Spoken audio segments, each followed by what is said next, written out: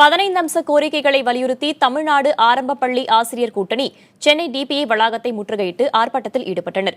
ஆர்ப்பாட்டத்தில் ஈடுபட்டவர்களை பின்னர் காவல்துறையினர் கைது செய்திருக்கின்றனர். இதுகுறித்த களத்தகவல்களை வழங்குவதற்காக நமது செய்தியாளர் சுப்பிரமணி இணைப்பில் இருக்கிறார். அவரிடம் பேசலாம். சுப்பிரமணி, யாருடைய தலைமையில தற்போது இந்த ஆர்ப்பாட்டம் நடைபெற்று வருகிறது?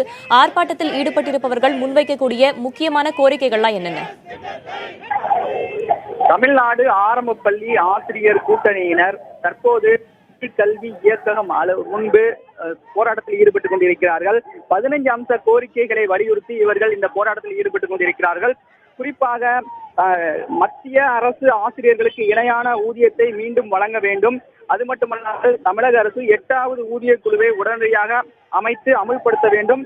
இது மட்டுமல்லாமல் தொடக்க கல்வித்துறையில் அரசாணைகளுக்கு முரணாக பல ஆண்டுகளுக்கும் பெற்று வந்த ஆசிரியர்களின் உரிமைகளை பறிக்கும் வகையில் வெளியிடப்பட்டுள்ள தொடக்க கல்வி இயக்குநரின் பல்வேறு செயல்முறை ஆணைகளை திரும்ப பெற வேண்டும் உள்பட 15 அம்ச கோரிக்கைகளை வலியுறுத்தி கிட்டத்தட்ட 100க்கும் மேற்பட்ட ஆசிரியர்கள் இங்கு போராட்டத்தில் முற்றுகையிட்டு போராட்டத்தில் ஈடுபட்டுக் கொண்டிருக்கிறார்கள்.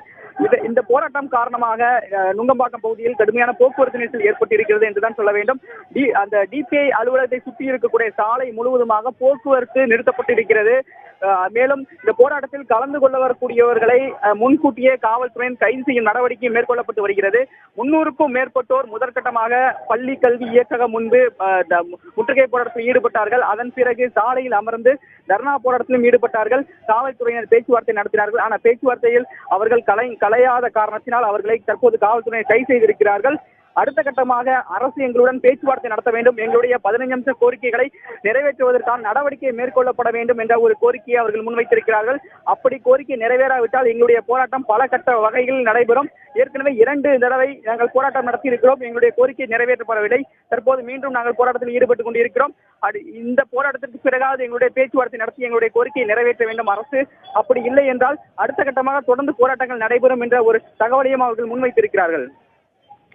சுப்பிரமணியன், ஆசிரியர் கூட்டணி முற்றுகை இடப்பட்டு அவர்கள் கைது செய்யப்படும் அந்த காட்சிகளை பார்த்துட்டு இருக்கோம். இப்ப நீங்க போராட்டக்காரர்கள்ட்ட பேசுனீங்களா? அரசு தரப்புல அவர்களுடைய கோரிக்கைகள் தொடர்பா என்ன சமிக்கைகள் நமக்கு கிடைக்குது? இந்த போராட்டம் தொடர்பாக நேற்றே அவர்கள் அறிவிப்பு வெளியிட்டிருந்தார்கள். அதாவது நுங்கம்பாக்கத்தில் இருக்கக்கூடிய டிபிஐ வளாகத்தை முற்றுகையிட்டு போராட்டம் நடத்தப்படும் என்று அறிவிப்பு வெளியிட்டிருந்தார்கள். அப்போது நேற்றிலிருந்து காவல்துறையினர் அவர்களுடைய பேச்சுவார்த்தை நடத்தினார்கள். இன்று காலையும் அவர்கள் பேச்சுவார்த்தை நடத்தினார்கள். அரசு தரப்பில் இருந்து அதிகாரிகள் எங்களிடம் பேச்சுவார்த்தை நடத்த வேண்டும் என்ற கோரிக்கையை தான் அவர்கள் தொடர்ந்து முன்வைத்திருந்தார்கள். ஆனால் இதுவரை பேச்சுவார்த்தை நடைபெறவில்லை. தற்போது மாநில தலைவர் மோசஸ், அதே போல பொதுச் செயலாளர் பாலச்சந்தர், மாநில பொருளாளர் ஜீவானந்தம் ஆகியோரும் இந்த போராட்டத்தில் பங்கேற்றிருக்கிறார்கள். அவர்களும் தற்போது காவல்துறையினர் கைது செய்து கொண்டிருக்கிறார்கள்.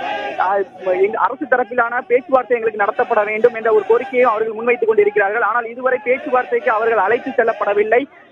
அதன் காரணமாக அவர்கள் கைது செய்யப்படக்கூடிய நடவடிக்கை மேற்கொள்ளப்பட்டு வருகிறது.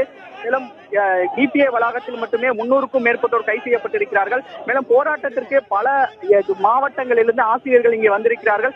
அவர்கள் வரக்கூடிய இடத்தில் வைத்தே காவல்துறை கைது செய்யும் நடவடிக்கை மேற்கொள்ளப்பட்டு வருகிறது.